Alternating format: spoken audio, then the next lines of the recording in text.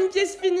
J'ai encore cassé des trucs mais j'ai surtout appris plein de choses. Je vais tout te montrer et tout expliquer. Après tout, cette maison c'est comme si tu vivais dedans toi aussi. Mais juste avant, merci à Bulk qui sponsorise cette vidéo. J'ai justement reçu ma dernière commande hier. Tant que j'ai la boîte en carton sous les yeux, il y a un truc chouette à savoir, c'est que les boîtes en carton dans lesquelles ils envoient leurs produits, et ben c'est fait avec uniquement du carton qui vient de forêts gérées de manière durable. Tous ces trucs là c'est recyclable et en plus ça a été fabriqué à moitié avec des produits déjà recyclés. Depuis quelques années Bulk s'est vraiment engagé pour l'écologie, notamment en remplaçant 90% de leurs emballages par des emballages recyclables et ils visent le 100%.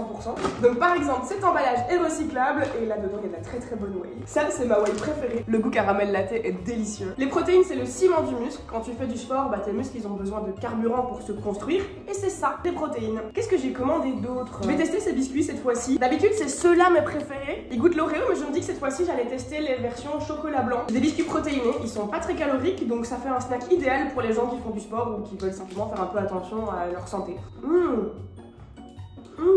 J'adore. Je me suis pris ça aussi, c'est un autre snack protéiné, chocolat orange cette fois. Et en dernier, j'ai refait le stock de magnésium. Emballage en aluminium recyclable. N'oublie pas qu'avec le code PIPOUN ou le code PIPOUN43, t'as des réductions sur toutes tes commandes. Et si tu cliques sur le petit lien traqué en description, ça me soutient directement. Bulk a également plein de tailles de boîtes différentes, histoire de pas t'envoyer des grosses boîtes pleines de vide.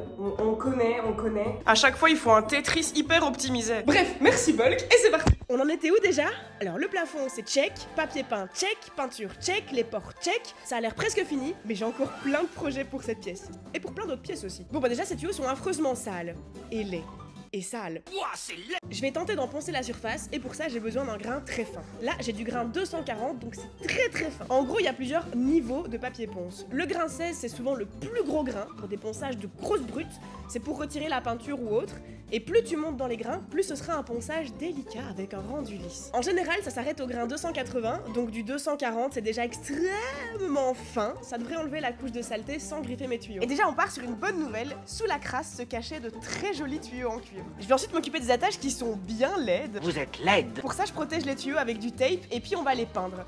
Je commence par une première couche de primaire mais à ce stade c'est encore très laid, il faudra d'autres couches. Je retire le tape entre chaque couche tant que la peinture est encore fraîche parce que quand elle aura séché, ça risquerait de craquer la peinture quand je retirerai le scotch. En attendant que ça sèche, j'ai d'autres trucs à faire. Il faut que je trouve une peinture de la même couleur que mon papier peint, mais je me dis que je peux tenter un mélange moi-même. Je prends le vert foncé de l'escalier comme base, j'y ajoute du blanc et puis le gris anthracite qu'on a utilisé dans ce bureau, et finalement j'arrive à une couleur quasi exacte. En gros, ici, le haut de ma cheminée me pose un problème. On voit le plâtre qui dépasse du papier peint à plusieurs endroits, alors l'idée c'est de peindre le plâtre de la même couleur que le papier peint pour que la délimitation soit plus discrète. Aux endroits où il y a des petites fleurs, je laisse le blanc du plâtre, ça fera trompe-l'œil, et alors quand on a le nez dessus, on voit l'entourloupe, mais une fois debout dans la pièce, on n'y voit que du feu. J'ai un peu trop de peinture donc je la garde dans un bocal, et oui je sais que c'est vraiment le genre de truc qui va traîner à ma cave pour toujours et qui ne me servira jamais, mais on sait jamais, ça pourrait servir, on sait jamais. Dans cette pièce il reste d'autres choses bien laides, comme ce vieux radiateur jauni et franchement cracra. Vous êtes laide. Étape 1 pour délédifier ce radiateur, on va d'abord le proprer, et je suis désolée mais le mot proprer est infiniment plus chouette que le mot nettoyer. J'ai acheté une grande brosse exprès pour les radiateurs, et déjà ça fait tomber une tonne de poussière.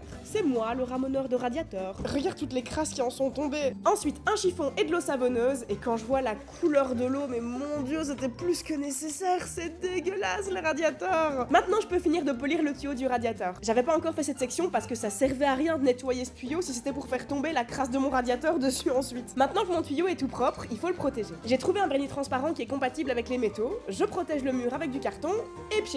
Je fais ça bien partout, je retire les protections, et puis on peut passer à la suite. On va revenir une dernière fois sur ces poutres. Alors elles ont déjà été bien poncées, mais depuis, il y a eu de la colle à tapisser et un peu de peinture dessus. Alors on prend un peu de papier abrasif, et c'est parti pour un ponçage à la main. Alors même avec la vidéo, j'ai pas compris comment ce papier m'a échappé des mains, mais ok. Miaou. Miaou. Pipoun le petit chat bavard.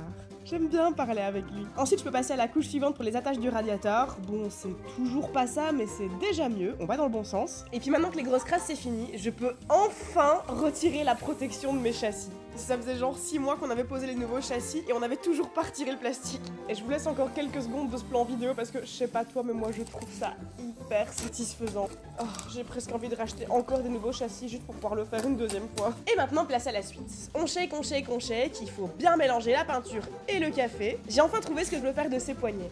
Je trouve leur forme jolie, mais la couleur me laissait un peu sceptique. Je me suis finalement décidée sur un noir anthracite, ça fera un petit peu effet fer forgé, et puis ça fera un joli contraste avec le bois de ma porte. Waouh! J'ai toujours des discussions passionnantes avec Pipoun. Bref, troisième couche pour les attaches des tuyaux.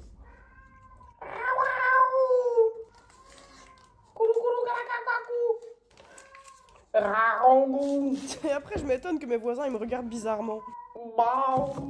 Genre mes voisins ils entendent ça tous les jours et ils ont pas le contexte, ils ont juste le son et aucune explication.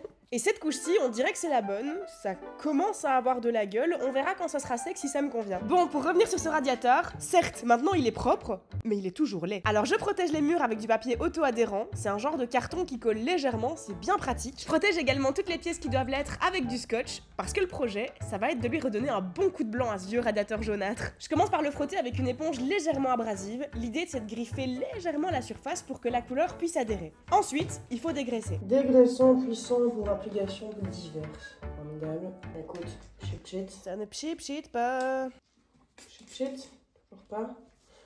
Chit, toujours pas. Chit, parfait. Super, le chit fonctionne, donc on chit, on frotte et puis on rince à l'eau claire avant de passer à la suite. Alors. J'ai acheté de la peinture exprès pour radiateur.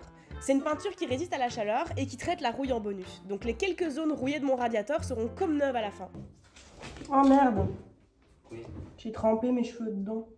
Pour la couleur, j'ai demandé d'avoir exactement le même blanc rosé que les murs de la pièce. Et puis au magasin de peinture, bah, je sais pas trop comment ils ont fait ça, mais ils se démerdent et ils font ça très bien. Attention, Loulou, colle pas ta queue dans la peinture. Voilà certainement la raison pour laquelle la plupart des gens ne font pas de travaux avec un chat dans la pièce. Pour la couleur, c'est pas évident de voir la différence sur les images. C'est plus flagrant en vrai, mais malheureusement, j'ai pas assez de chaises pour tous vous inviter chez moi et vous montrer mes radiateurs en vrai, donc faudra vous contenter de la vidéo. Alors y a pas que la face avant à peindre, hein, sinon ce serait trop facile. J'ai aussi les tranches et tous les petits détails. Et pendant ce temps, je m'occupe la tête en écoutant des vieux épisodes de Dr House. Antibiotiques pour la pneumonie, alimentation par perfusion pour le poids. Et même si ça peut sembler difficile à croire, le dessous du radiateur, c'était loin d'être le plus relou. Non, pour ça, on a l'intérieur du radiateur. Ça va être chouette. J'ai testé plusieurs méthodes différentes. Le coton démaquillant, non. Un morceau d'éponge, non. Un morceau d'éponge pincé dans une pince à épiler, non. Un pinceau, non. Une autre éponge un peu différente? Non, toujours pas, non. Finalement, il n'y a pas le choix. La seule chose qui peut passer dans cet interstice-là, c'est un pinceau très fin. Va falloir beaucoup de patience. Et en plus, c'est pas gratifiant du tout pour l'instant. Je trouve que le résultat est vraiment super potache. Je suis pas sereine. Mais bon, j'ai pas vraiment d'autre choix. Donc je continue en espérant très très fort que la deuxième couche arrange bien le résultat final. Et finalement, après la deuxième couche, c'est plus ou moins correct. Mon perfectionnisme a un petit peu de mal, mais allez, franchement, on va dire que ça le fait. De toute façon, j'ai pas d'autre choix. En parlant de deuxième couche, bah, c'est le moment pour mes poignets d'avoir un deuxième petit coup de pchit. Et puis pour cette pièce, bah, tout est superbe. Tout est magnifique. Regarde-moi comme tout est propre. Regarde-moi ce papier peint, regarde-moi ces poutres, regarde-moi ce bardage rose. Tout est joli. Même cette cheminée. Non, elle est laide. Bon. Eh bah ok, elle est laide. C'est un peu con de me lancer à nouveau dans de la démolition dans une pièce si proche d'être totalement finie.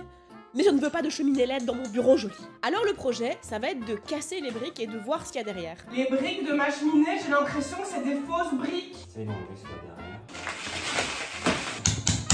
La bonne nouvelle, c'est que c'est plus facile que ce que j'imaginais pour casser. Mais la mauvaise nouvelle, c'est que ça va être salissant. Alors je décide de construire une genre de tente d'isolation autour de ma cheminée pour contenir la crasse et qu'elle ne vole pas dans toute la pièce. Et puis maintenant, ça va être très simple. Un marteau, un burin, et on tape. Bon, vu la quantité de poussière, finalement, je me rends compte que je dois améliorer la tente d'isolation. Ça, c'est déjà bien. Et puis aussi, je dois aller chercher un masque parce que respirer autant de poussière, c'est pas bon du tout pour les poumons. What the fuck? What the fuck? Et ça, c'est totalement une coquille d'un œuf qui a éclos naturellement. Il y a un oiseau qui est né dans cette cheminée. J'espère juste ne pas tomber sur son cadavre, ça m'arrangerait. Bon, je vous rassure tout de suite, je suis tombée sur aucun cadavre dans cette cheminée. Juste hyper bizarre de trouver une coquille d'œuf comme ça en plein milieu de mes gravats. Pour la gestion de la poussière, j'ai pris mon super aspirateur dans ma petite tente d'isolation et j'aspire et puis je casse et puis j'aspire et puis je casse. J'essaie de garder la zone la plus propre possible au fur et à mesure. Je trouve un tas de trucs dans cette cheminée, alors je remplis des seaux avec les crasses, les gravats, la poussière, les cailloux. Alors évidemment, j'ai dû vider plusieurs fois le sac de mon aspirateur. Ouais, je suis trop radin pour en racheter, moi je préfère les vider. Je suis vraiment monsieur Crabbe, c'est terrible. C'est d'ailleurs la seule partie un petit peu pénible de cette étape-là, la gestion de la crasse, évacuer sans cesse la poussière pour être sûr de pas abîmer le reste de la pièce. Par contre, la partie cassée, ça j'adore. Qu'est-ce que j'adore casser des trucs. Non seulement casser des trucs, je trouve ça hyper satisfaisant, ça défoule, mais en plus j'ai l'impression d'être une archéologue, je découvre ce qu'il y a derrière et tout. On sait jamais, je pourrais trouver des trucs. Bon, j'y trouve que des cailloux, des bouts de métaux et des morceaux de ficelle, mais c'est quand même intéressant, on sait jamais. Charlie Danger n'a qu'à bien se tenir, c'est moi la prochaine archéologue de YouTube. Non, je déconne, abonnez-vous à sa chaîne, elle est géniale. J'ai dû descendre des seaux et des seaux et des seaux de gravats. Je te montre à la fin le volume que ça fait est hallucinant. Et encore une fois, qu'est-ce que je remercie ces années de muscu derrière moi, ça aurait été infiniment plus pénible si j'avais pas la force de soulever ça. Bon, sinon rien à voir, mais regarde la couleur de mon masque. Oh, j'ai trop bien fait d'emporter un, t'imagines que ça allait aller dans mes poumons. Je continue de casser ce qu'il y a dans la cheminée, et là je tombe sur un truc, une grille. Il faut que je continue de creuser pour y voir plus clair, sauf que je sais pas du tout pourquoi j'ai filmé dans cet angle-là, parce qu'on voit rien et c'est nul. Dans le bas de la cheminée, ça devient plus compliqué de déloger les briques. C'est comme si l'humidité de la pluie qui a pu tomber dans ma cheminée pendant des années avait fragilisé le haut en le rendant très friable, mais que le bas était encore bien solide sa maman. Ou alors il y a une autre explication que je n'ai pas. En vrai, je sais pas vraiment si ma cheminée est bouchée au niveau du toit ou pas. Aucune idée. Finalement, il est 20h et la mission que je m'étais donnée de retirer tous les gravats en une seule journée est réussie. J'aspire bien tout pour qu'aucune poussière ne vole dans la pièce, et le lendemain, la mission du jour, c'est de boucher le trou avec de l'isolant. Je sens du vent dans le conduit de la cheminée, et ça me fera économiser du chauffage de bien colmater ça comme il faut. Je fais ça avec un morceau de rouleau de laine de verre, et puis maintenant, il faut juste que j'enfonce ça bien comme il faut dans le conduit. Bon, évidemment, ça fait tomber une tonne de poussière et de suie, et franchement, c'est berk. Ah, berk. J'ai encore beaucoup de laine de verre, donc tant qu'à faire, autant bien boucher le trou. Donc je découpe un encore bien plus gros morceau pour le caler dans la cheminée lui aussi. Ce morceau-ci, je le roule sur lui-même pour qu'il soit bien compact. Je l'enfonce, je me prends plein de saleté dans la face, et puis je m'auto-aspire pour retirer la crasse. Ça y est, je suis une moquette. Maintenant, il faut que je colmate au max tous les interstices qui pourraient rester. Avec de la mousse isolante, ça va bien colmater, et en plus, ça devrait aider à ce que la laine de verre reste bien en place. Le truc, c'est que je fais ça comme un bourrin, et visiblement, j'en mets un peu trop. Ah. Oups. Bon, je le saurai pour la prochaine fois, faut pas en mettre trop d'un coup. Pour la mousse qui est tombée sur la grille, je m'en occuperai plus tard, mais d'abord, je dois m'occuper de tout ça. Ici, on a une brique qui dépasse vachement de la paroi, alors je la casse, et puis je devrais m'occuper de ce trou. Quand j'ai cassé la cheminée, il y a une brique qui était tombée dans le conduit, et il faut que j'en remette une pour colmater ça correctement. Là, on a tous les gravats sortis de cette cheminée, c'est fou le volume que ça représente. Je vais juste chercher des briques en bon état pour remplacer celles qui étaient tombées. Et puis maintenant, il n'y a plus qu'à préparer du mortier avec de la poudre, de l'eau et un machin qui tombe très vite. Un dernier coup d'aspirateur, je tartine de mortier et puis je cale une petite brique là où il faut. Ouais, j'ai commencé par le plus petit trou avant de m'attaquer au vrai nœud du problème. Ici, ça va être compliqué parce que j'ai très peu de surface sur laquelle déposer les briques. Juste derrière, il y a le vide. D'un côté, j'ai pas envie que les briques dépassent trop de ma paroi, mais de l'autre, si je tente de les pousser vers le trou pour que ça dépasse moins... oups quoi.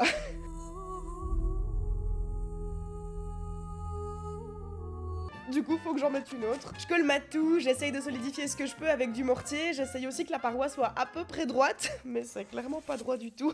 Je fais ce que je peux avec cette vieille cheminée et on arrangera ça plus tard. D'ici à plus tard, on a du boulot sur d'autres postes, comme par exemple le sol des toilettes. Je mesure la profondeur pour calculer l'épaisseur de l'isolant que je compte acheter. Voilà, là je suis au magasin d'isolant, et voilà mon isolant. J'ai opté pour des rouleaux de liège, c'est un matériau écologique, c'est un très bon isolant, c'est imperméable à l'eau mais c'est perméable à l'air, donc c'est idéal pour les pièces humides. Et en plus, c'était disponible dans l'épaisseur que je souhaitais. On chipote et on discute pour trouver le meilleur moyen de couper les bandes en fonction des contraintes de la pièce. Et puis une fois qu'on pense qu'on a compris, à l'attaque. Est-ce que tu peux me ramener le seau de peinture pour que je puisse mettre le sac dans le seau au cas où? Parce que s'il tombe une fois qu'il sera ouvert, il va se renverser. Bon, je demandais ça, mais j'ai eu ça. Tant pis, je vais commencer à étaler la colle. C'est pas de la colle, c'est de la diarrhée de bébé, ça, monsieur. J'ai pris une colle écologique pour faire la grosse bobo, mais je crois qu'on m'a entourloupé sur le produit. On dirait vraiment de la chiasse de bébé. Je finis donc d'étaler le caca, et puis on peut coller la première bande. Qu'est-ce que le seau d'acrylique fait là, Cœur? C'est pas de ce seau-là que je te parlais. Du coup, je vais chercher le vrai seau de peinture, mais pour l'autre seau que Jimmy a monté, il l'a pas monté pour rien. En fait, on va s'en servir pour caler les bords. On met des trucs lourds sur tous les bords pour s'assurer que ça colle bien, et puis on attend que ça sèche. J'ai l'impression que je passe ma vie à attendre que des trucs sèchent. Et justement, mon radiateur est sec, donc je retire les protections. Le souci, c'est que maintenant que mon radiateur est d'un blanc merveilleux, la poignée du radiateur ressort vraiment jaunâtre. Vous êtes laide. Du coup, je la démonte, c'est pas très compliqué, il suffit suffit de tourner la molette qui est juste ici, et puis je prends la même peinture que pour mon radiateur et je lui donne un coup de jeune. Le seul truc un peu nul, c'est que sans la poignée, qui s'appelle une vanne thermostatique si tu voulais le terme exact, bref, en fait le radiateur il chauffe à tout péter en permanence. C'est un peu relou, mais je me dépêcherai de la remonter dès que possible. Le lendemain, je mets une deuxième couche et puis on attend que ça sèche, comme d'hab. Et puis tant que j'y suis, je passe un coup de vernis sur les poignées. Une fois que ça a séché, je peux remettre les poignées sur les portes. Pour celle-ci, je sais que ce sera pas la poignée définitive, le format s'adapte pas trop à la porte, mais elle a déjà une meilleure tête que quand elle était toute brillante, je trouve. Ensuite, j'ai acheté des toutes petites vis et il faut que je les peigne dans la même couleur que le reste. Pour la poignée de cette porte, le trou est pas bien en face du mécanisme. Du coup, je retire le mécanisme pour pouvoir poncer le trou et l'agrandir du côté où le mécanisme se trouvera. Ça fait beaucoup de fois le mot mécanisme. Pour ça, j'utilise un vieux disque de ponceuse usagé enroulé sur lui-même. Alors, je pourrais dire que c'est par pure écologie que j'en rachète pas, mais en fait, je suis juste radin. Maintenant, je remets le mécanisme et ça y est, je pourrais passer la barre de la poignée dans le trou. Maintenant, j'ai un autre souci à régler, la longueur de la tige. En fait, ça se règle en vissant ou en dévissant cette pièce, mais elle est super grippée. J'essaye avec des pinces, je réquisitionne même la force de Jimmy, mais rien à faire, ça bouge pas. On n'a pas du WD-40 ? Non, j'ai la méga flemme d'aller au brico juste pour du WD-40, donc je réessaye avec une clé à molette réglable cette fois. Et parfois, être têtu, ça marche. Je teste avec la poignée, c'est la bonne longueur, et donc maintenant, il faut que je fixe la poignée sur la tige. Pour ça, il me faut un petit bout de fil de fer. Je sais pas si tu vois, mais sur la poignée, il y a deux petits trous, et je peux passer le fil de fer au travers. En fait, ce genre de vieille poignée se fixait comme ça, avec un fil de fer qui passait au travers des deux pièces pour les maintenir ensemble. Bon, évidemment, là, comme ça, c'est moche, je vais pas laisser ça comme ça. Du coup, je recoupe le fil de fer, j'écrase les extrémités avec une pince, et puis pour que ce soit le plus discret possible, je peins le fil de fer qui dépasse dans la même couleur que le reste. Et puis tant que j'ai le nez dessus et que la peinture est sortie, est-ce que je peindrais pas toutes les pièces métalliques de cette porte dans la même teinte? Ce serait plus joli, je pense. Je peins également la tranche. Ah oui, et au passage, je fixe les plaques d'écusson avec les petites vis que j'avais peintes au préalable, et tada! Je sais pas toi, mais moi je trouve ça super joli. Dans cette couleur-là, on dirait presque que les poignées sont en fer forgé, en plus ça fait un super contraste avec le bois de la porte, j'adore. La vanne thermostatique de mon radiateur est sèche, donc je peux enfin la remettre en place. Et franchement, il était temps parce que quand tu retires cette pièce d'un radiateur, il thermostate plus rien du tout, ça chauffe à fond les ballons, et là c'est plus vraiment la saison. Au moins ça valait la peine d'avoir trop chaud dans cette pièce pendant 2 jours parce que le résultat est impec. Bon, par contre, je crains un petit peu la facture de chauffage du mois prochain. Bon, sinon, revenons sur cette cheminée maintenant que le mortier a séché. Il reste une sorte de revêtement étrange sur les parois, c'est super friable, et si je veux faire un truc solide ici, il faut que je gratte tout ça. Je compte mettre un autre revêtement beaucoup plus joli et un peu plus solide dans cette cheminée, mais si je veux que ça tienne, il faut d'abord que je retire tout ce qui tient pas. Et puis ça y est, je pense que j'ai retiré tout ce qui devait dégager de cette cheminée, donc c'est parti pour une super sortie du samedi, la balade champêtre à la déchetterie. Oh chouette. Et tu te souviens quand j'avais voulu peindre ma cheminée en rose? Finalement j'avais mis du papier peint, mais je veux toujours du rose, alors j'ai peint l'âtre en rose. C'est joli, hein? Ah ouais, c'est vraiment super beau. Non, je déconne, c'est du bête au contact. En gros, c'est un mélange de colle super forte et de sable, ça crée une surface super adhérente pour les couches suivantes, et c'est rose. Alors voilà. Encore un produit qui doit sécher, donc en attendant, on va poser la deuxième couche d'isolant dans les toilettes. Est-ce que ça tient bien ou est-ce que ça rebique? Là, ça tient bien, là aussi. Si je fais l'isolation en plusieurs couches, c'est pour une question d'épaisseur. Après avoir retiré le carrelage et coulé une dalle d'égaline, j'avais une profondeur de 32 mm à remplir. Ici, c'est le sol du couloir, et donc il faut que je remplisse jusque là. Le revêtement final que j'ai choisi fait 2 mm d'épaisseur, et donc il me restait 3 cm à combler. J'aurais dû prendre un isolant de 3 cm d'épaisseur, sauf que ça n'existe pas des rouleaux de liège de 3 cm d'épaisseur. Dans l'équation, je dois prendre en compte que chaque couche de colle mesure 1 mm. Du coup, j'ai calculé que si je prends un rouleau de liège de 9 mm d'épaisseur, que je fais 3 couches, en ajoutant le revêtement final, on sera à 3,2 et ça devrait être top. Si tout se passe bien, le sol sera bien à niveau. Il y a des tuyaux qui passaient dans le sol, évidemment on doit les contourner en découpant l'isolant. Heureusement le liège ça se découpe super facilement au cutter. On laisse les bords et puis devine ce qu'on fait. On attend que ça sèche. Ici c'est promis, je ferai plus de crasse, donc je peux enfin dégager la pièce. Je découvre enfin le rendu de mon bardage sur le plancher. J'adore, je suis fan, je suis trop fière de moi. Honnêtement, j'aurais jamais imaginé être capable de faire ça moi-même il y a à peine 1 an. J'invoque toutes mes années de muscu pour remettre le piano à sa place. Non, franchement, ça pèse quand même son poids, hein, ce truc, quand on le soulève tout seul. Mon petit cœur, faut que tu bouges de là. Ah oui, mais si t'es coincé derrière le piano, comment est-ce qu'on fait? Ce qui est con, c'est que ça cache toute ma moulure. Ça faisait des mois que j'avais prévu de mettre le piano à cet endroit-là, mais je vais devoir changer mes plans parce que c'est hors de question que ma moulure soit cachée. La seule chose qui est assez jolie pour que j'accepte qu'elle cache ma merveilleuse moulure, c'est Pipoun. C'est d'ailleurs pour ça que je le laisse marcher tout le temps devant la caméra. En attendant de trouver l'endroit parfait pour mon piano, on met la 3e couche d'isolant dans les toilettes et cette fois-ci on met les bandes dans l'autre sens pour les croiser. Ça permet d'optimiser encore légèrement l'isolation. Comme à chaque couche, on met plein de trucs lourds pour lester, des pots de fleurs, des pots de peinture, des croquettes pour chat, des briques. Et puis c'est parti, aujourd'hui je suis maçon. Je vais foutre du mortier dans l'âtre de ma cheminée pour bien tout solidifier et pour créer une surface un peu plus lisse que les briques. J'ai aucune expérience dans le domaine, donc j'ai regardé 1 ou 2 tutos, et alors à skip, le mortier on peut le claquer avec un mouvement souple du poignet, et c'est censé tenir tout seul au mur. Ouais, bah visiblement les tutos ne remplacent pas l'expérience. Mais je me démonte pas et je continue d'essayer. Je rate plein de fois mon claquage, mais petit à petit, on dirait que je commence à choper le mouvement. Regardez-moi ça, une vraie pro en devenir. Et franchement, s'il y a une seule grande leçon de vie que j'aimerais retenir de ce chantier, c'est que rien n'est hors de portée. Tu peux tout apprendre. Il n'y a aucun domaine qui est trop compliqué. Si d'autres gens savent le faire, tout le monde peut le faire. Il suffit d'apprendre. Alors évidemment, certains domaines demandent un long apprentissage, mais si d'autres peuvent le faire, je peux le faire, et toi aussi. Plus jamais je ne dirai, j'y arriverai jamais. Alors évidemment, je suis pas encore une experte, hein, mais regarde en 1 heure ce que j'ai appris à faire, et ma cheminée est déjà vachement plus droite qu'avant. Et rien à voir, mais regarde, ça c'est le revêtement de mes toilettes. C'est du marmoléum, un genre de lino, mais de qualité. Un truc comme ça, j'ai pas trop compris. C'est joli en tout cas. Le Marmoléum est un animal aquatique nocturne. Avant de placer la première dalle, bah on découpe ce qu'il faut pour qu'elle s'emboîte bien. Ensuite j'étale la colle. D'un côté la texture et la couleur me dégoûtent, mais de l'autre côté je trouve ça reposant, on dirait un petit jardin zen. J'ai laissé Jimmy filmer et bah comme toujours c'est une grande réussite du cinéma français, vraiment waouh, magnifique. On peut enfin placer la première dalle et puis je peux étaler de la colle à l'endroit où on mettra la dalle suivante. Enfin je peux faire un truc de jardin chinois zen. Waouh. Ça me rend pas du tout zen. Ça me rend pas du tout zen. Eh, contente-toi de faire des plans caméra bizarres et arrête de critiquer. On continue dalle après dalle tout en étant sous haute surveillance. Curieux. Alors si se contentait juste d'observer, ce serait génial. Mais parfois il veut donner un coup de patte. Littéralement.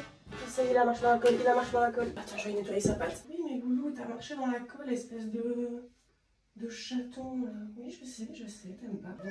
Je sais, c'est terrible, donc nettoie les coussinets. Je nettoyais tout ce que j'ai pu, mais... Qu'est-ce qu'il y a, Loulou? T'as des poils collés dans la pâte? Je vais aller l'aider. Qu'est-ce qu'il y a, Loulou? Ça fait mal, t'arrives pas à te laver la pâte? Bon, allez, Loulou, on va nettoyer ces coussinets. Viens près de moi. Petit cœur, qu'est-ce qui se passe? Je suis pas copie, pourquoi on fâché? Déteste quand je lui coupe les poils de coussinet. Et moi je déteste faire des trucs qui détestent. Mais là pour le coup il n'y avait pas le choix, la colle était empêtrée dans ses poils, ça lui tirait les coussinets, ça le gênait. Ah et sinon pour le revêtement du sol, vous en faites pas, hein, tous ces tuyaux ils seront cachés plus tard, vous inquiétez pas. Et après avoir boudé 3 minutes, Pipoun est revenu nous voir. Il est pas rancunier ce chat, qu'est-ce que je l'aime. Alors finalement, la hauteur du revêtement c'est top moumoute, ça se met nickel, c'est parfaitement ajusté. Et pour l'instant le sol ressemble à ça, mais il faut encore qu'on traite le marmoléeux, mais ça devrait le matifier. Ce jour-là, mes yeux se sont posés sur un défaut sur ce plancher. Je sais pas ce qui s'est passé, mais je refuse d'avoir travaillé si dur sur ce plancher pour qu'il subsiste le moindre défaut. Alors je vais naïvement reponcer cette zone-là en me disant que je pourrais arranger ça, et puis je vais en profiter pour poncer toutes les zones qui pourraient me déranger éventuellement dans la pièce. Brillante idée. Je remets du fondur de la bonne couleur, et puis je sais pas si tu connais l'expression « mieux est l'ennemi de bien ».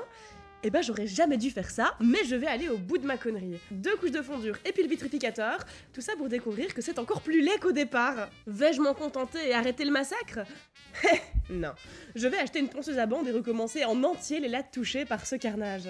Parce que j'ai que ça à faire. Je vais vous faire cette étape en ultra accéléré parce que ça doit être aussi relou pour vous que pour moi à regarder. Vous m'avez déjà vu passer des épisodes entiers sur ce plancher, flemme de se retaper toutes les étapes en détail. Dans les coins, la machine passe pas et donc je dois faire à la main, vraiment brillante sur toute la ligne. Mon idée est vraiment géniale, c'est pas du tout une perte de temps. Allez, il y a aussi les 2 autres bandes de l'autre côté de la pièce. Si seulement je m'étais contentée de juste la première tâche que j'avais vue. Bon, maintenant il me reste à essayer de reproduire la même couleur que celle que j'ai fait il y a genre 6 mois. Ah oui, juste, il me restait un fond de mélange que j'ai utilisé pour reponcer les quelques petites zones que j'avais reponcées. Par contre, j'aurais clairement pas assez pour reteinter les 5 lattes entières, donc faut que j'en fasse. Donc j'ai acheté des pots de couleurs, on va faire nos petits mélanges, on va tester ça. Le problème, c'est que mon mélange de l'époque, c'était un mélange de chêne doré et de chêne foncé, mais ils ont arrêté la production du chêne doré. C'est un peu la merde. Heureusement, il me reste encore un petit peu de chêne doré et j'ai trouvé cette couleur-ci, le noyer clair, qui s'en rapproche vachement. Donc on va faire des tests. Ici, j'ai un reste de mon mélange de l'époque, donc je vais me baser là-dessus pour la référence. Donc ma référence, elle est là et maintenant, bah, il faut en produire plus. Je commence par vider tout le chêne doré que j'ai. J'essaie de choper jusqu'au moindre pigment en mélangeant avec de l'eau. Et puis j'ajoute le chêne foncé, je mélange, je teste, c'est pas exactement la bonne teinte. Donc je continue mes petits tests. Finalement, j'ai quand quand même eu besoin du noyer clair et à la fin, je pense que j'ai trouvé la bonne couleur. J'ai 5 lattes à teindre, donc c'est parti pour la première couche. Et heureusement, je suis assez vite rassurée sur la couleur. Ouf, on dirait bien que j'ai réussi mon mélange et que ça devrait le faire. Malheureusement, la tristesse ne va pas tarder à assombrir cette belle victoire, car oui, j'ai commis un acte impardonnable. J'ai fermé la porte de la pièce. Oui, Loulou, j'arrive, mais je peux pas t'ouvrir la porte pour l'instant, mon petit cœur. J'arrive, Loulou. Oh, Loulou. Oh, j'arrive, mon petit cœur, j'arrive. Ouais, mon petit cœur, mais si tu marches dans la peinture fraîche, on va avoir un problème. Je sais, tu me promets que tu marcheras pas dedans, mais tu m'as déjà fait la même promesse avec la colle pour les toilettes. Et on te fait tous les deux que t'as marché dedans. C'est donc le cœur déchiré par la culpabilité d'abandonner cruellement mon enfant de l'autre côté de cette terrible porte que j'ai dû terminer la première couche.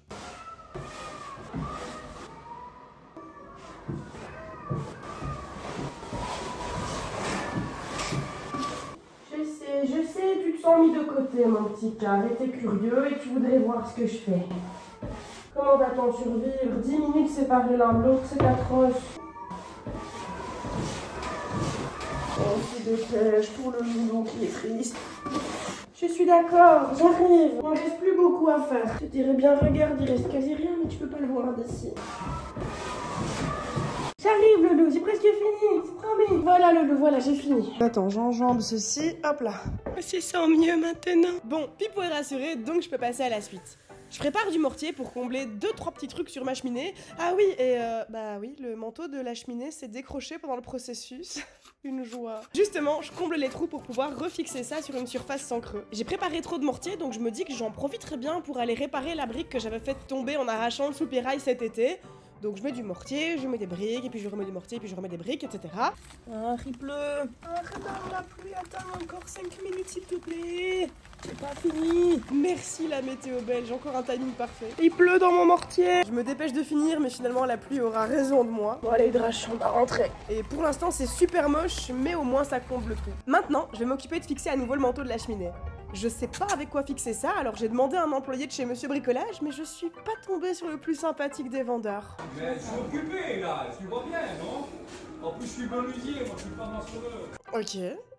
Eh bah désolé, je demanderai pas la prochaine fois. Heureusement, internet a été de meilleurs conseils et d'après Google, ce qu'il me faut c'est de la barbotine. C'est ce qu'on utilise pour fixer les carrelages, la pierre et ça devrait le faire. Google m'a dit d'utiliser un masque, des lunettes et des gants, alors moi j'ai pris ça à la lettre en me disant que c'était ultra dangereux. Non en fait pas tant que ça, c'est juste irritant dans le pire des cas. Bref, je cherche la bonne texture pour ma barbotine. D'abord j'en fais une assez épaisse, j'étale le produit et puis j'essaye de coller la pièce, mais c'est un bon gros fail. Je réessaye une deuxième fois, mais il y a vraiment rien à faire, mon mélange avait séché trop vite. Alors je réessaye avec un mélange beaucoup plus liquide cette fois, et cette fois ça prend comme il faut. Je comble au max les interstices avec le mélange et on dirait bien que ça tient. Mission réussie, et maintenant devine quoi? On attend que ça sèche. Pendant ce temps, dans cette pièce, est-ce que tu sais le dernier truc qui manque pour faire vraiment fini? Des plaintes! Et ça tombe bien, j'ai enfin reçu mes plaintes. Je vais donc les placer, mais avant ça, il faut que je les coupe à la bonne taille. Donc j'ai ressorti ma scie à onglet pour couper tout ça proprement. Dans les angles, je coupe à 45 degrés pour que les moulures en s'emboîtant forment un angle de 90 degrés. Et pour les jonctions hors des angles, je coupe droit tout simplement. Et c'est hyper marrant à couper parce qu'à chaque fois, ça fait un feu d'artifice de copeaux. C'est trop chouette.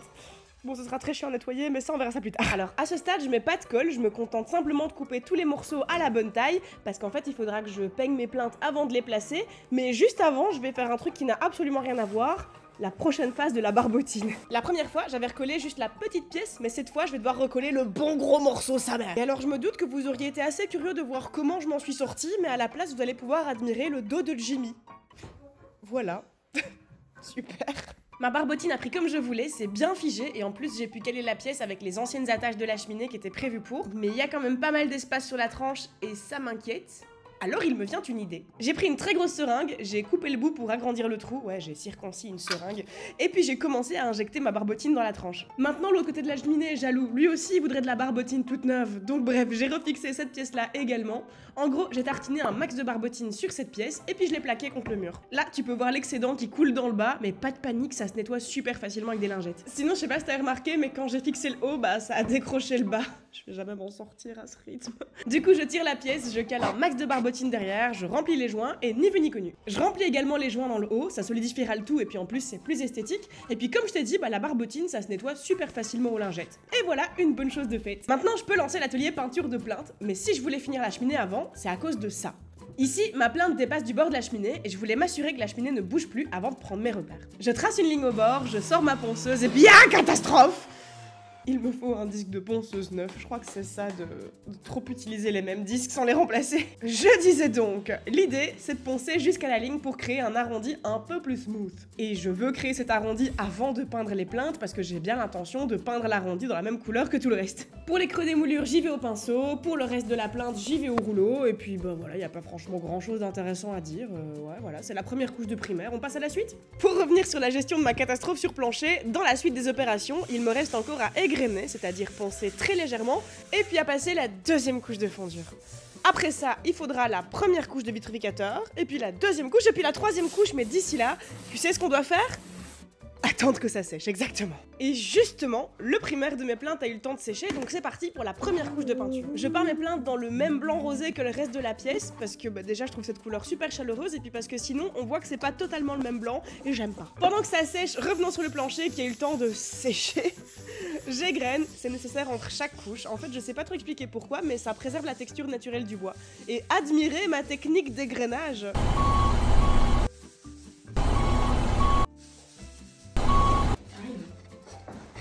Quand j'ai fini d'égrainer, je peux passer la première des 3 couches de vitrificateur. Et puis maintenant, on attend que ça sèche, et donc c'est le moment de coller les plinthes. J'ai pris une colle acrylique, comme ça, si jamais ça déborde, je pourrais peindre dessus. Et cette étape est pas franchement compliquée. Je mets de la colle et puis je colle. Voilà. Simple. Pour les finitions, c'est pas très compliqué non plus. Il suffit de remplir les interstices avec de l'acrylique et puis de lisser avec une spatule ou avec un doigt. Avant, après, avant, après. J'adore ce genre de petits détails, ça fait du bien, c'est satisfaisant. Il y a aussi les coins où il faut que je mette de l'acrylique et puis après je viens lisser l'excédent avec mes doigts délicatement. Ça a quand même une meilleure tête comme ça, non? Du coup, je fais ça dans tous les coins. Je fais également des joints d'acrylique entre le mur et la plinthe à tous les endroits pour que ce soit bien lisse. Et déjà là, je trouve que ça finit hyper bien la pièce. C'est magnifique alors qu'il manque encore la dernière étape de finition.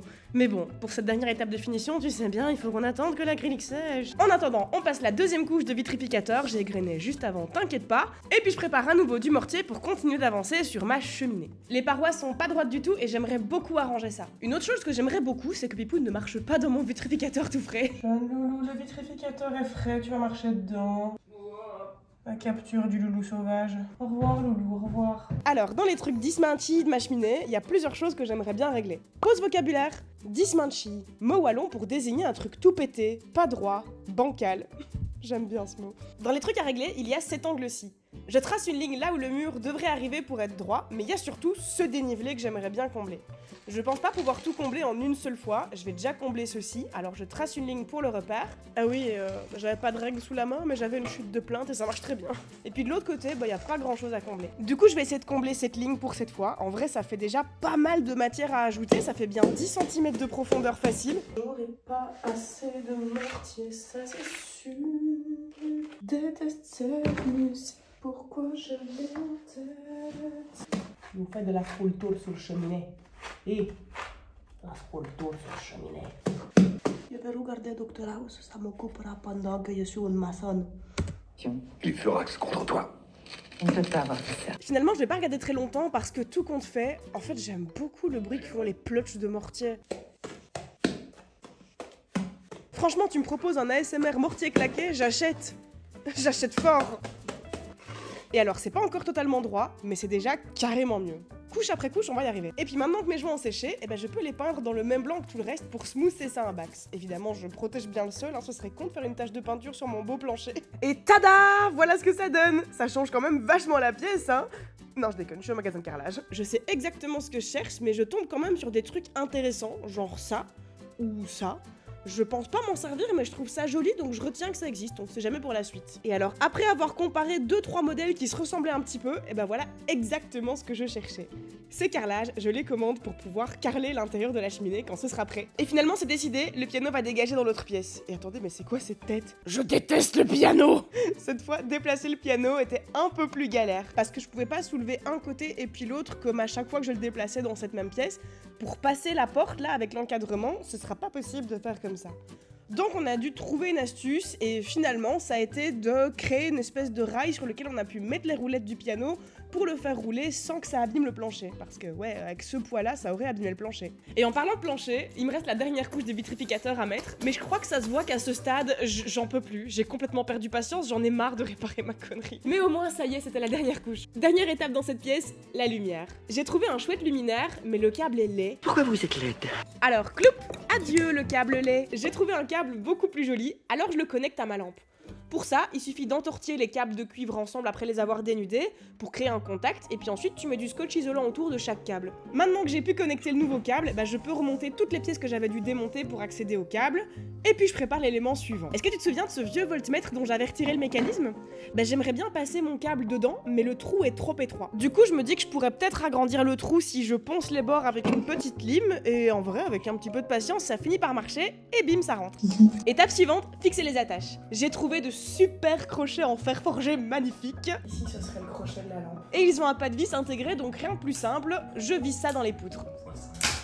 Il a dit que ça peserait combien la garde-robe? Parce que quand je vois comme juste une vis fait craquer ma poutre, je suis... Ouais, parce que juste au-dessus de ces poutres, il y a un dressing magnifique sur mesure qui arrive bientôt. Tiens, regarde les plans 2 secondes. Mais j'espère juste que ce sera pas trop lourd, hein. Je t'ai raconté l'histoire de mes magnifiques crochets hors de prix. Alors j'ai cherché de toutes mes forces des crochets en fer forgé noir, je voulais un truc qui fasse ancien. J'ai trouvé des crochets à 13 € pièce, bon ça fait un peu cher, mais bon pour 3 crochets j'en suis quand même déjà presque à 40 balles. Je me dis allez, pas de problème, je m'achète mes crochets chers, c'est la vie. 40 balles plus les frais de port, on est à 5 ans, je me dis bon ça fait vraiment cher des crochets, mais ok. Puis j'ai eu des frais de douane de 60 €. Ce qui fait que ces crochets sont vraiment très chers. Il fallait acheter français, madame. 120 € pour 3 clous. Ok. Ensuite, ici, il y a l'arrivée d'électricité qui était prévue pour la lumière de la pièce. Le câble est trop long, donc je le recoupe. Je dénude les câbles sur un petit centimètre. Je dénude aussi le câble textile. Il va falloir connecter ces deux extrémités. Et c'est marrant parce que pour dénuder un câble, c'est comme peler une carotte. Une toute petite carotte. Je connecte les câbles. Là, normalement, tu commences à avoir une idée claire de mon projet avec les poulies. Et t'as peut-être même compris à quoi va me servir ce boîtier. En gros, il va me servir à cacher la jonction entre le câble moche et le câble joli. Et en vrai, je suis plutôt fière de mon idée. Et puis maintenant, c'est l'instant de vérité. Je remets le courant. Attention, suspense. Et génial, ça marche, ça va être trop joli. En plus, j'ai choisi une jolie ampoule, le luminaire est magnifique, ça va être top. Maintenant que je sais que tout fonctionne, il me reste à accrocher la lampe. Sauf que mon câble est bien trop long, ça pendouille, et là, comme ça, mon installation, elle est LED. LED. Alors, je recoupe mon câble à la bonne longueur. Faut être confiant pour couper ça. Une fois que c'est coupé, c'est trop tard pour changer d'avis. It's too late to changer d'avis. Une fois que j'ai refait mes branchements après avoir recoupé le câble, eh bien, je reteste. Et je suis définitivement fan de cette installation de lumière. Ça m'a demandé beaucoup de temps et beaucoup de recherche de trouver tous les éléments. Par exemple, toutes les poulies, ce sont des vraies poulies de la marine. Ça a été super compliqué de trouver ça en ligne. Les crochets, bon, je t'ai déjà raconté l'histoire, c'était un peu compliqué. Les délais de livraison pour le câble, pour la lampe, pour le boîtier, tout a pris du temps. Mais vraiment, ça valait la peine. J'avais une vision très claire de ce que je voulais et à la fin, ça rend exactement comme ce que j'imaginais. J'adore. Je suis trop fan. J'adore ce que j'ai réussi à faire dans cette pièce. Et toi, Loulou, qu'est-ce que t'en penses? Arrête un peu d'essayer de baisser mon pantalon, mon petit cœur. Arrête, j'ai pas de ceinture, au secours, il me déshabille. Dans cette pièce, on a presque fini en vrai. En fait, il reste juste à faire le carrelage de la cheminée. J'attends qu'il arrive. J'aimerais bien construire quelques étagères. Il y a ce coffret aussi que je trouve moche, donc j'aimerais bien construire un truc autour. Je sais pas encore trop. Puis il sera l'heure de mettre les meubles et les plantes. Beaucoup de plantes, surtout les plantes. Je suis hyper fan. J'adore. Encore merci à Bull qui sponsorise cette vidéo. Tu peux cliquer sur le petit lien traqué en description, ça me soutient directement. N'oublie pas qu'avec le code PIPOUN, t'as des réductions sur toutes tes commandes. Et si jamais le code marche pas, tu peux toujours tester le code PIPOUN45. Je suis désolée, je sais jamais lequel des deux fonctionne. Il y a deux codes, je sais pas pourquoi. Tu serais vraiment un petit chat en chocolat si tu pensais à t'abonner et activer la cloche. Si t'es déjà abonné et que t'as déjà activé la cloche, eh bien tu es déjà un petit chat en chocolat. Et moi, d'ici à la prochaine vidéo, je te fais des gros poutous. Gros poutous.